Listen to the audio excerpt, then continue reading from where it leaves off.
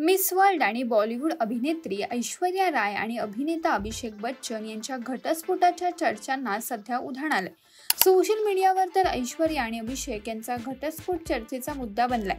त्यातच नुकताच पार पडलेल्या उद्योगपती मुकेश अंबानी यांचा धाकटा मुलगा अनंत अंबानी आणि राधिका मर्चंट यांच्या लग्नात तर संपूर्ण बच्चन कुटुंब उपस्थित होतं. पण सून ऐश्वर्या रायनं मात्र सासरच्या मंडळींसोबत पार्टीत प्रवेश केला नव्हता. या लग्नात ऐश्वर्यानं मुलगी आराध्यासोबत एंट्री घेतली होती. तसेच पार्टीमध्ये ऐश्वर्याने बच्चन कुटुंबासोबत एकही फोटो क्लिक सुद्धा केला नव्हता. यावरूनच ऐश्वर्या राय आणि बच्चन कुटुंबाचं पटत नसल्याची चर्चा आता सुरू झाली आहे.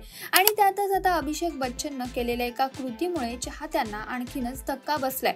अभिषेकनं घटस्फोटासंदर्भात एका पोस्टला लाईक केले. या पोस्टमध्ये लिहिलं होतं की घटस्फोट कोणासाठीही कधीच सोपा नसतो. घटस्फोट होणं कोणासाठीही सोपं नाही. आनंदानं जगण्याचं स्वप्न कोण पाहत नाही, पण कधी कधी जीवनात असं काही घडतं ज्याची आपल्याला अपेक्षा नसते. या पोस्टमध्ये पुढे असंही लिहिलं आहे की जेव्हा लोक अनेक दशके एकत्र राहतात तेव्हा त्यांनी त्यांच्या आयुष्याचा मोठा भाग एकत्र घालवला, कारण दोघेही छोट्या छोट्या गोष्टींसाठी एकमेकांवर अवलंबून असतात. ते नातं तोडण्यासाठी कशामुळे प्रवृत्त होतं आणि त्यांना कोणत्या आव्हानांना तोंड द्यावं लागतं, अशी ही पोस्ट होती. ही पोस्ट ग्रे घटस्फोट बद्दल आहे.